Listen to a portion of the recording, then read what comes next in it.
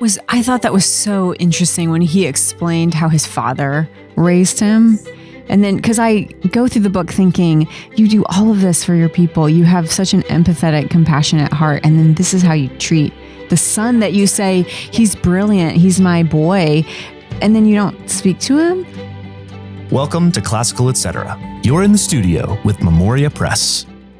Hello, and welcome to another episode of Classical Etc. I'm Jessica Aboud, and I am here with Tanya Charlton and Paul Schaefer. We're missing Martin, but it's still going to be a great conversation. He can add his comments later. Yes. Martin's on a cruise with Smith Prep. Is he really? Academy. Yes, he is. Training their teachers on a cruise. Wow. Really working hard. You know, Martin somehow manages to get these gigs. He does. And people seem to like it after it's over. So. Yes. That's true. Yes. That's true.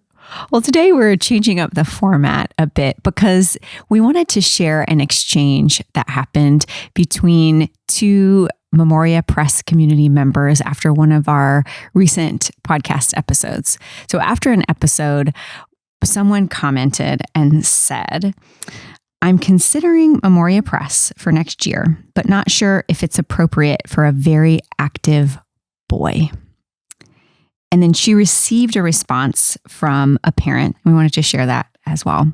As a mom of boys homeschooling for 20 plus years, I can tell you that boys being active has nothing to do with curriculum choices and everything to do with managing boys' energy properly.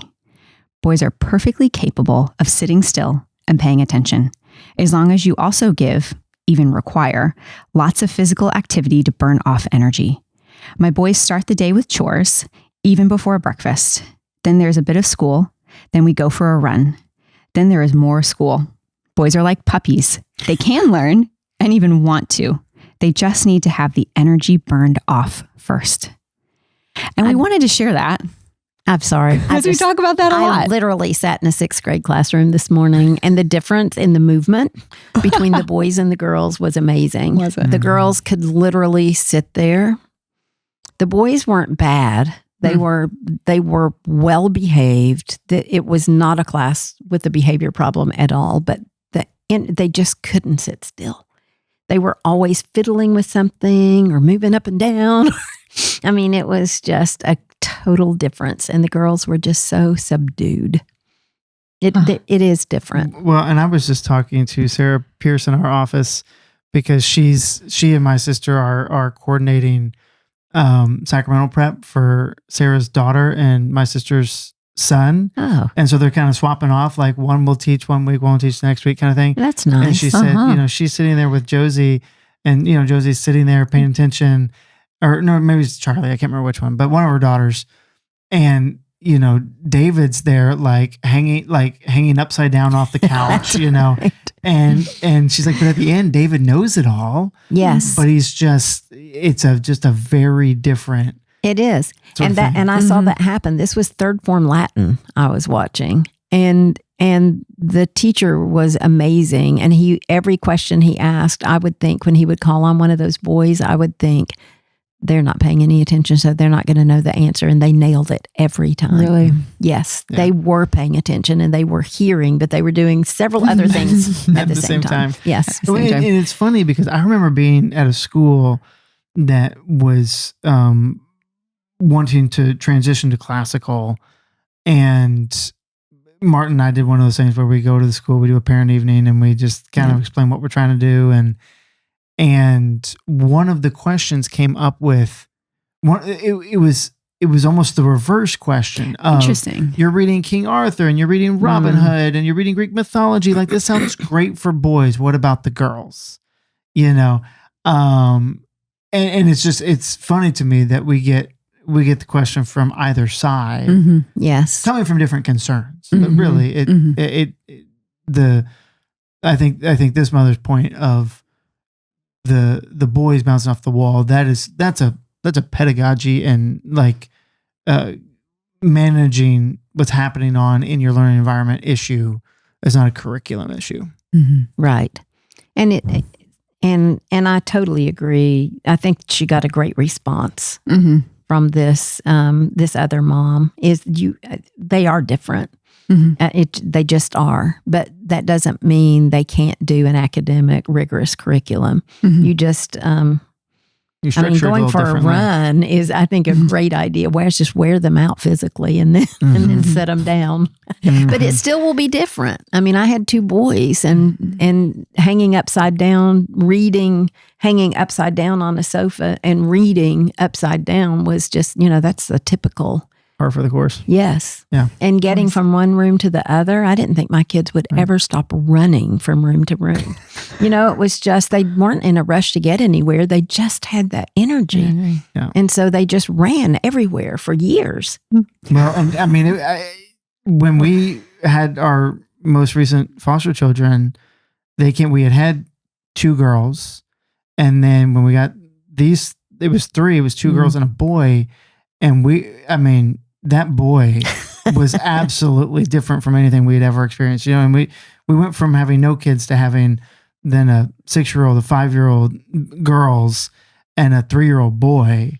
And the boy was more of a concern just because he was running around doing everything. So active. Yeah. And so fast. Oh, so fast. Yes. And always wanting to do something, crazy and off the wall. But thankfully, I trusted him actually to be competent on climbing. I very quickly realized and he you was a good generally climber. can trust them to be competent in climbing. Yeah. Those instincts. Yeah, they're physical. Yeah, but I think it's a helpful tie-in to even last week's episode that kind of ended on the note that parents are qualified to do these things at home. And in fact, they may be the expert, not only in a given subject matter that they are perfectly qualified to teach, but also the expert in their child's needs with that's right. And their schedule. We can say, like this mom said, well, we start with chores. So who knows when their morning work for school starts, but she's done the work on the front end to say, well, we start with chores and then we do breakfast and then we do a little bit of school and then we go run. We come back and we do more school. So she's figured it out. Yes. Well, and that flexibility is huge, right? Yes. Like it's not, we live our lives and we go to school and we come back and live our lives. Right. It's school is part of our lives. And so we weave that into what it makes sense for our children. Glad to include the comments and this was, I believe, on our YouTube channel, but the forum is also a great place for advice like this. It is. So we see that a lot. Yes. And you can ask those women any question and they can answer it. They can. Because they've done it. They've been doing it for years. They're in the trenches. We typically, at this point, go around and talk about what we're reading, but we're going to skip that this episode because we've all been reading the same thing, and we're here to talk about it. We've been reading Potok's The Chosen, and this episode is when we get to talk about the themes, how it ends, all the characters. How it ends. Yeah, spoiler alert if you haven't read it. I don't know. We've warned people enough. I mean, we've been talking about this for months. Yeah. I don't really know that there's a spoiler in the ending of this book. I mean, I guess the reconciliation, one line. That's it. Okay. I think there's one line. Cool. We can get there. Yeah. Paul, can you just give us a super brief, set the scene? Time, place. 1940s during World War II in New York City. And 2 boys become friends. One is a Hasidic Jew and one is I would say just a more moderate, moderate Orthodox Jew. Definitely Orthodox, I think. Yeah. And their friendship and then them growing up, learning the Torah and the Talmud together and separately, and the different ways that their fathers bring them up. And the backdrop of World War II it's a big thread that runs through the book because it's constantly the Holocaust, but also that's in the background. But I think more than ever is the establishment of Israel as a state. Yes. Is really the big historical thing going on here because the Hasidic Jews, which would be Danny's family, were against that. And Reuben's family, who are the Orthodox, not quite so conservative, they were all for a state. And so that caused a huge rift not between the boys really. It forced Danny to give up his friendship with Reuben for a while because his father insisted on it because he was so angry about Reuben's dad working himself to death, pushing for the establishment of Israel as a secular state. So that is a big theme running through. The background of World War II also is important at the very beginning in the baseball game. Like, I think Danny, at one point said he convinced his father to let them play because in some sense they had to show that they were Americans. Right. And that they were able, because the Jewish boys studied so hard and were so academic, that they needed to prove that they were more than academic. Yes. Yeah. Yeah. So it opens with a baseball game. It does. A very long baseball game. Oh, no, just a wonderfully charming. It's like 26 pages. Non-visualized baseball game. I did not visualize the baseball game. Maybe that was my problem. If I could have quit visualizing but it was beautiful. I thought it was great. I really, that first 26 pages, I thought, I'm not going to like this book. But then I quickly changed my mind. Thank goodness I kept going. Yes, and in that baseball game, Reuben Danny hits the ball and hits Reuben's glasses. And Reuben's afraid of losing his sight. Yes, him in the hospital. It really damages an eye. So he's in the hospital. And then Danny comes and apologizes. And Reuben says, nope, I'm not going to accept your apology. And then Reuben's dad comes in and says, you have to forgive somebody if they ask for forgiveness. The law says that. And he said, I thought it was interesting because I didn't know where it was going at this point. He said, I want you to be Danny's friend. And you don't understand how hard it is to be a friend, but I'm asking you to be his friend. He needs a friend. And at that point, I'm thinking, he doesn't even know Danny. Why? Because we don't know that he knows Danny. That's right. I thought that was such a beautiful introduction. Looking back now, having finished it was such a beautiful introduction to that character because you realize how much he has invested in both boys. Yes. And what an interesting part he has to play in both of their lives. And he watches them, of course, now we know, play out over decades in almost like a lot of turmoil. Oh, yes. But his character is just ideal. He is like an ideal father, especially since Reuben's mom's died. And so it's just he and his dad. The only thing is he's gone a lot. Yeah. Because he works a lot and he's working toward this. He's working for the community. Yes, he is. And that's both Danny's dad and Reuben's dad are working for the community in very different ways. That's right. But they're both trying, I think, to give their lives up for that. Yes. But what was really interesting to me when he tells Reuben that he should be Danny's friend is the sort of cognizance on Reuben's dad's part that was named David Malter and Reb Saunders do not agree. The two fathers. They do not agree at all on a lot of serious things. But both of them are able to see past their differences and see where their common grounds are. You don't see that in Reb initially. Not till the end. But the very fact that he was willing to allow Reuben to be Danny's friend, which tells you at the beginning that I think he realizes. I was very confused about that he really encouraged Reuben to be Danny's friend. And I couldn't understand why until the very end when he's talking. Reuben is furious with him when he says that Danny can no longer be his friend. And he wants nothing but bad things. I mean, he really just despises Danny's dad at this point because he's broken up this tight friendship. And so eventually, Reuben's dad sends him back and he goes and talks to Danny's dad. And at that point, I recognize, it's just brilliant toward the end when he is saying, I knew that my son had this amazing mind. So Danny is brilliant, photographic memory. But he said he didn't have a soul. And I needed him to have a soul. And so this is how I went about it. And it was interesting because he has this, I guess we should explain that Danny's dad, and I don't understand this well, he's an actual leader of this sect, of the community of Hasidic Jews in this area. I don't know how big his area was, but Danny has to follow him as the oldest son. He doesn't really have a choice. He is supposed to be the next rabbi of these people, and he doesn't want to be.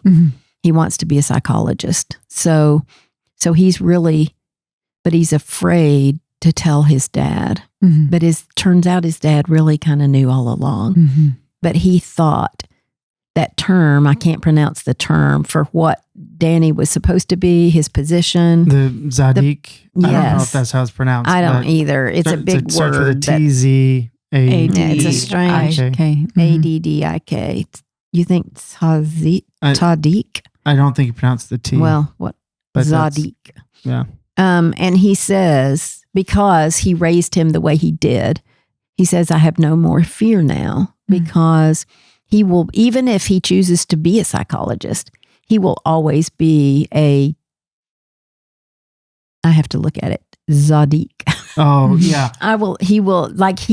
He's learned how to carry the weight of his community and carry the sufferings, because tied in with sort of the idea of the leadership of the rabbi, at least what Reuven's father tries to explain to Reuven and to the reader is that in the Hasidic community, the rabbi is seen as sort of the suffering servant. Yes. The burden bearer. The burden bearer, yes. And so that's where Danny's father says, I know that Danny's going to continue to carry this effectively because I've made my son suffer his entire adolescence. Yes. So I know that he's used to carrying this, and he can carry this even if he's no longer the rabbi of the community.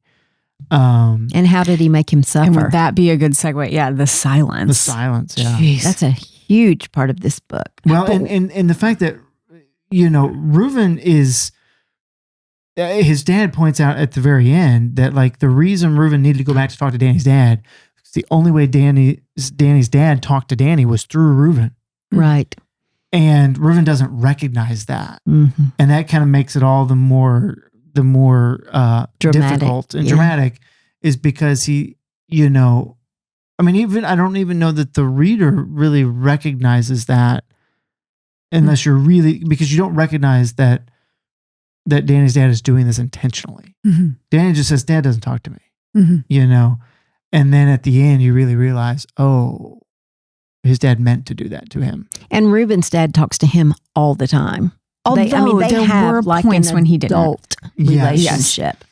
But there were like long stretches when he was working on the Zionist movement where he didn't see him. He didn't see him. Right. And so he did feel that silence acutely. He did. But it wasn't an intentional silence. That's right. Sure. Yeah. That's right. And he never understood why Danny's dad wouldn't talk to him. And he constantly was asking his dad, why won't he talk to him? And his dad said more than once, he says, it's not a father has the right to raise his son any way that he wants to. And he said, I don't agree with it, but I won't interfere with it because that is his choice.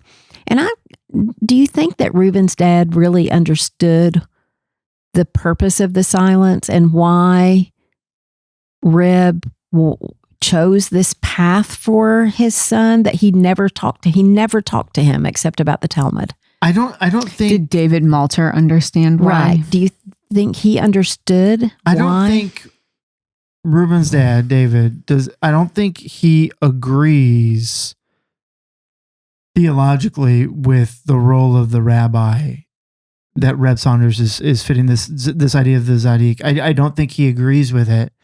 And so I think he thinks this idea of raising Danny in silence is useless because it's not a role that needs to be played, but it is one in which he's still recognizing that it is a legitimate way to follow the faith. So he respects it because Reb is really doing the best, what he thinks is the best thing he can do for his son. And maybe Reuben's dad, I keep saying Reuben's dad instead of David, because this is told in Reuven's voice, and so it's always my father, my father, my father. Right. And so we don't even hear, when I hear David Malter, I think, who's that?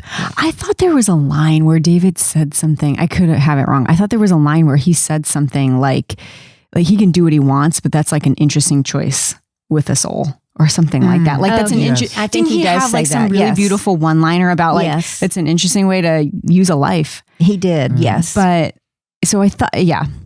Yeah, and you see this, you see the differences in the Zionist movement, right? That Reb Saunders is so focused and polarized on the good of Danny's soul and the good of his community's souls, that the idea of a Jewish state that would not be 100% perfect according to the Jewish law as he read it meant it was better for that state not to exist. Right. And he thought it was wrong for it to exist before the Messiah comes. Yes, because it wasn't being established by the Messiah. Right. And I guess when it was established by the Messiah at that time, it would be perfect. Right. But then Reuben's dad is very much, of a different mentality, that like the community itself needs a place to live. We don't have a place to live. We need to come back together. Yeah. And that, I think those two perspectives on the Zionist movement, it sheds light on the way that they're going to raise their children. They're completely consistent with one another. I do think the whole thing was consistent.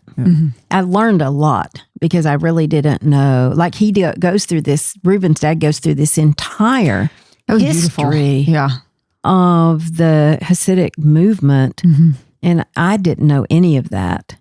I didn't either. It's fascinating. He just goes on that monologue in the middle. And Reuben was very interested. He wanted to know where Danny came from and what, how his beliefs were different, because they even look totally different, because Danny has the earlocks. Is that what you call them? And just the particular dress and the clicking, the shoes Reuben that click. Doesn't. And the clicking shoes. I was so glad. I've got notes from Jessica Phillips. Thank you, Jessica, which are very good. Her thoughts about this book. I wish she could be on here.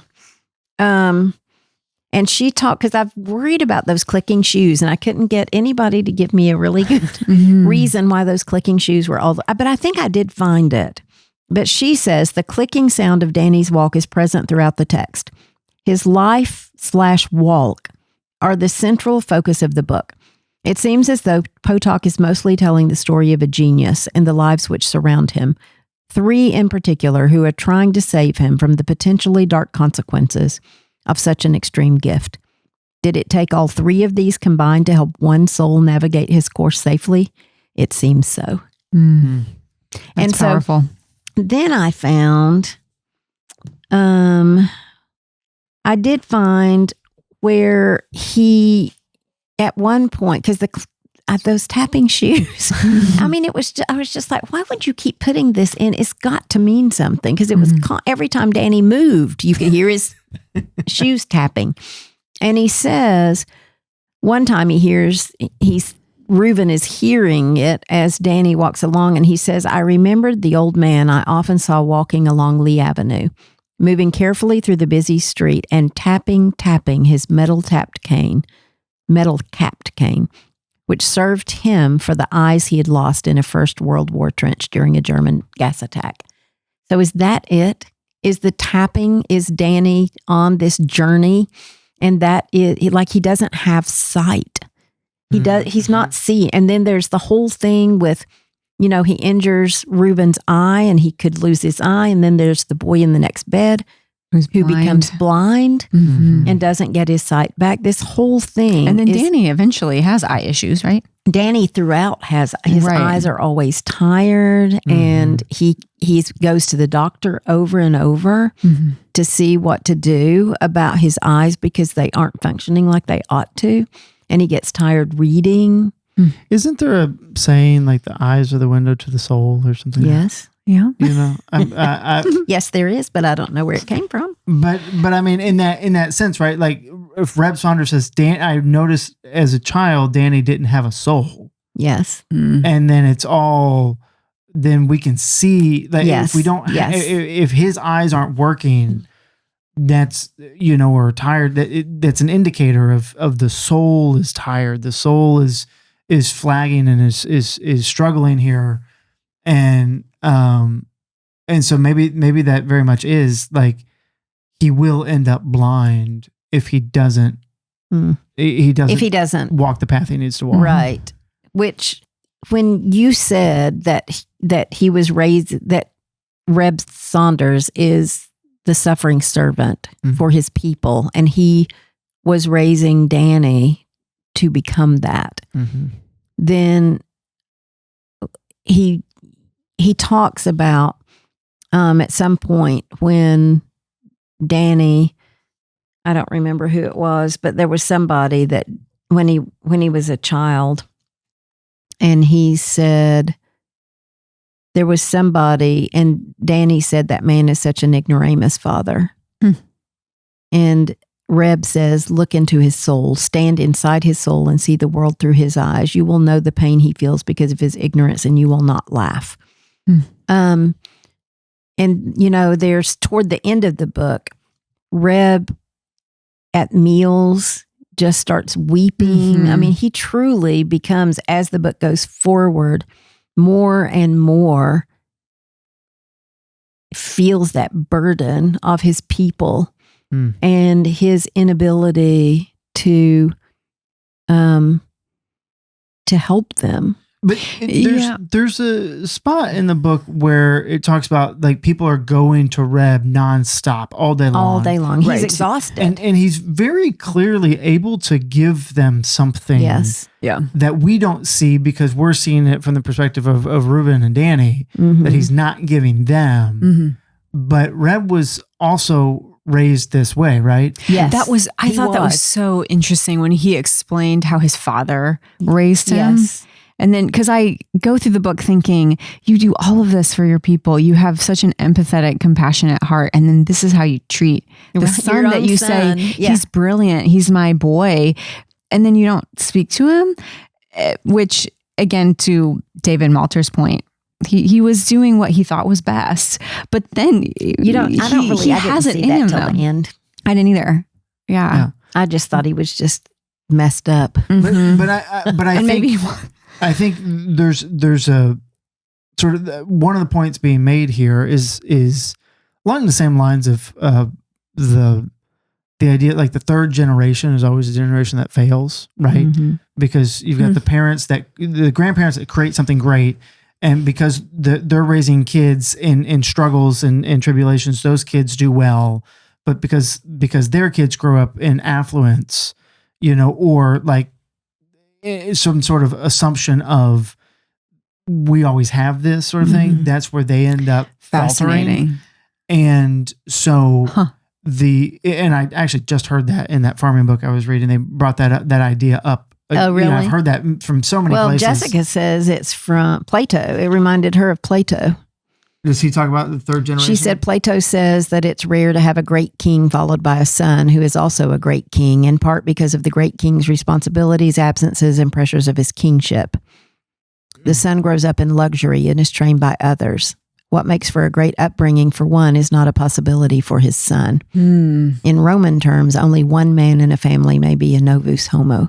Right. So I could totally see that in a king sort of scenario where you can only really get one great generation.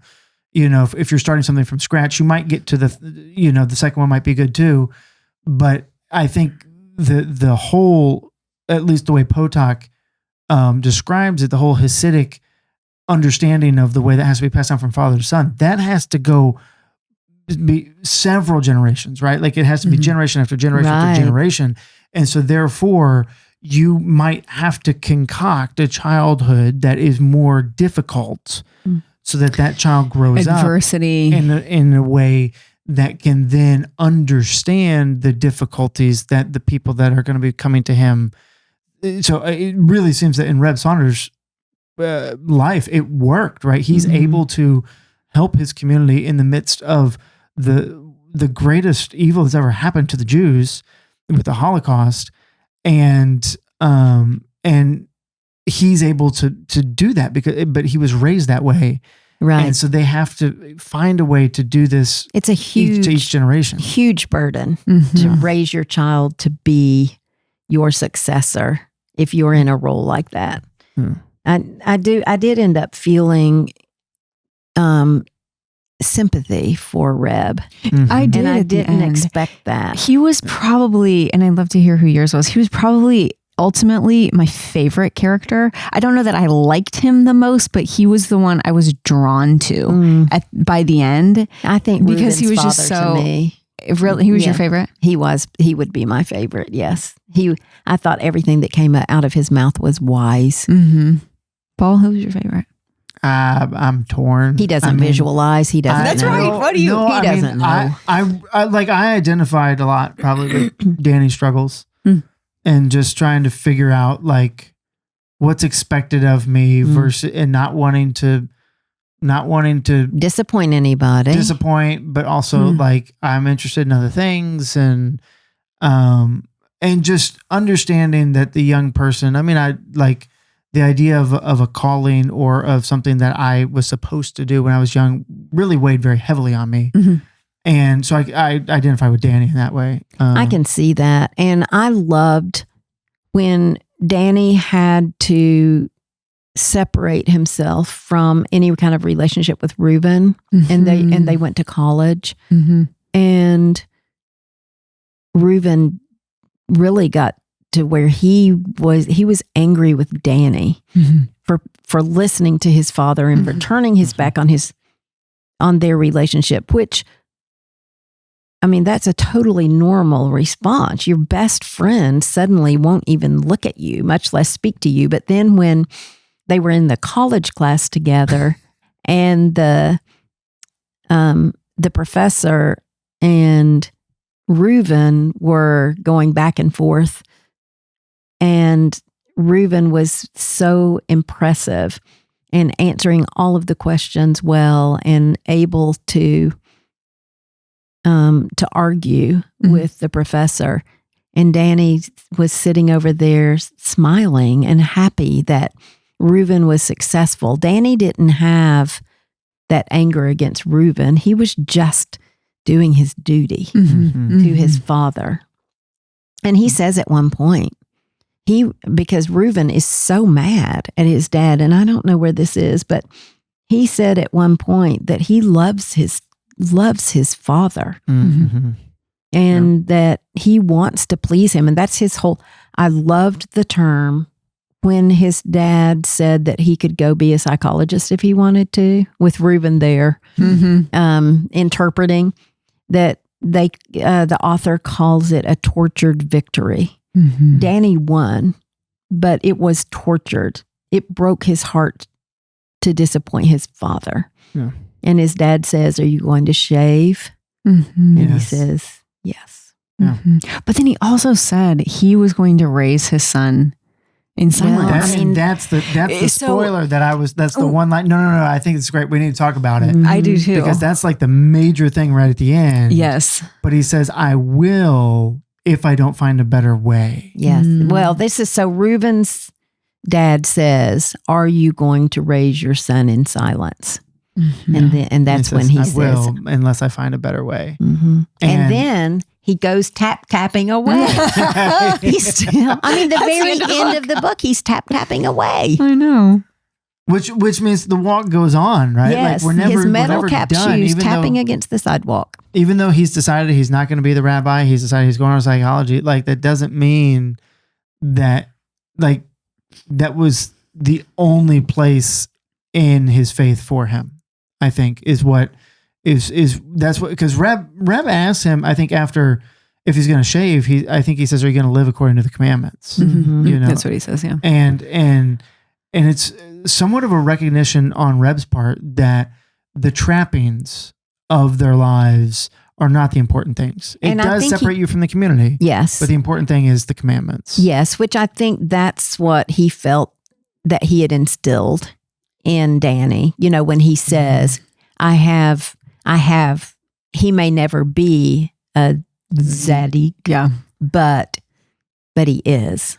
And maybe that's part of the sound of the shoes, is that he's taking all of that with him wherever he's going. Maybe so. In a I sense. don't know, but the tapping of the shoes just got me. But I think the quote, the blurb on the front of my book that is the Chicago Tribune. I've never seen a blurb like this that I thought was so right on. Works of this caliber should be occasion for singing in the streets and shouting from the rooftops. I totally think this book is worth shouting from the rooftops. I thought it was just beautifully written. It's the second time I went through it, and I mean, I loved it. It's so good. It was beautiful. And I mean, I enjoyed the moments. I mean, the kind of the sermon that Reb Saunders preaches, and then they have that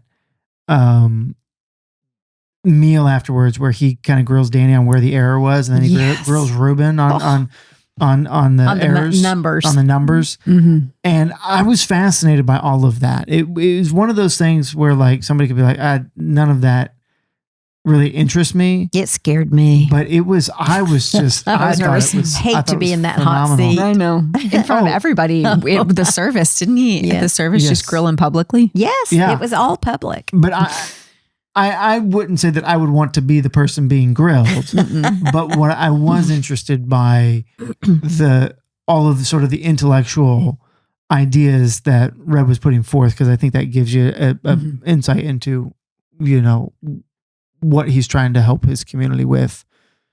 Yes. And, but all the numbers it was funny to me. Well, I think Reuben is probably as intelligent as Danny. I always got that impression. Yes. He's so bright. Both of them. So should we talk about the title just a minute before we close up? I do. Let's make that our last. Yeah. Who is it? One person? Is it more than one person? Who's The chosen? Yeah. I think in this case, to me, it's Danny is the chosen, but it's what is he going to do with that? He is the chosen, but is that he's been chosen for a vocation? And I guess my question was, can he still be the chosen, even though he's not doing exactly what his father and the people in his community would have him do? Well, has he turned his back on that? Well, so maybe we take this a little broader, and maybe it's, I don't know, somebody could completely say I'm wrong on this one, but the Jews are the chosen people. I was thinking right. that. And so there's a lot that's going on in this book of different ways to live their faith, right? And Yes. what's important.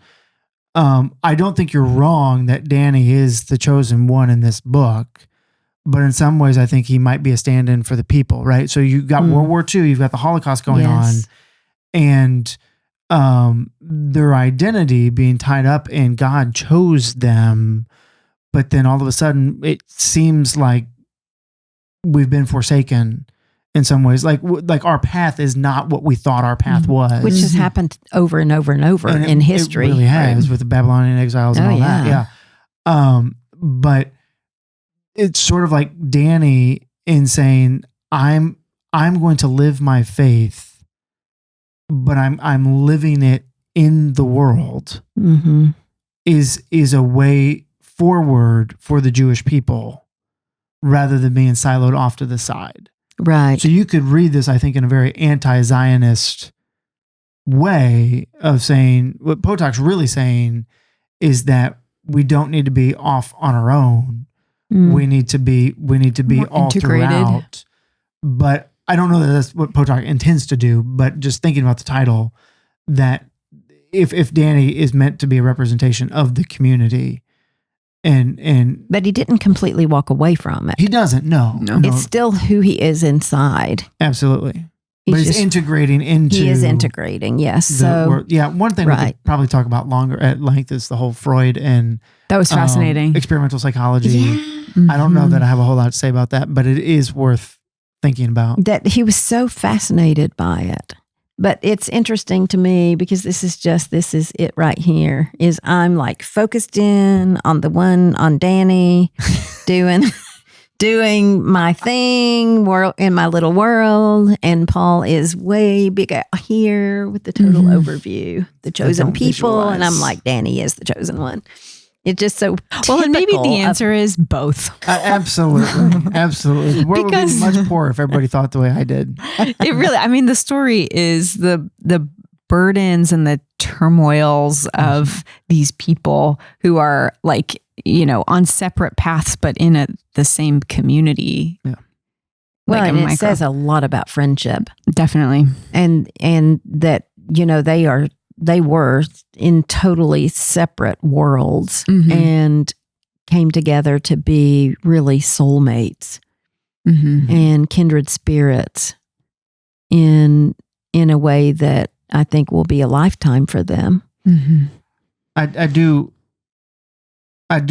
I am sure that we've missed a lot I because know. we I don't think so. know the culture well. Oh yes, Yeah. I so- regretted that I didn't know more. Mm-hmm. Because I do think there's so much more I could have got. I mean, I got so much out of it as a Mm-hmm. not Jewish person. What are the goyim? Is that what we would As be a called? goyim. Yes, yes. But still, absolutely phenomenal book. And if anybody has read this, and once more, My Name is Escher Lev is also phenomenal. Mm. I like this better. Do you really? Mm-hmm. I've heard. Oh, really? I think I heard the prefer opposite. the other one better. Really? Yeah, I've heard that. Mm-hmm. Maybe I need to reread it. But Um, does Isn't this that one have a also- sequel? I don't think so. There is Oh, a there is. sequel. Yeah, Ellen said she Is was it going to go about? read the sequel. Is it about Danny? It's about Danny later on, and I don't remember. Is what it it's The called. Promise? That sounds right. Yes. Because then there's also My Name is Asher Lev, which we did read. Yeah. So it has to be The Promise because that's the only. Oh no, it says he wrote nine novels, including. Yeah, I think Okay. those were like the three big ones. I think were The Chosen, The Promise, and My Name is Asher Lev. Okay, well he's a phenomenal author. Yes. Oh, good discussion, guys. And thank you for joining us. We'll be back next time. Thanks for joining us today on Classical Etc. by Memoria Press.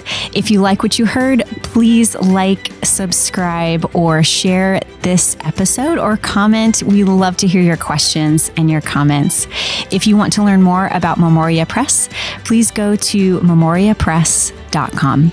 This has been Classical Etc. We're so glad you joined us, and we'll see you next time.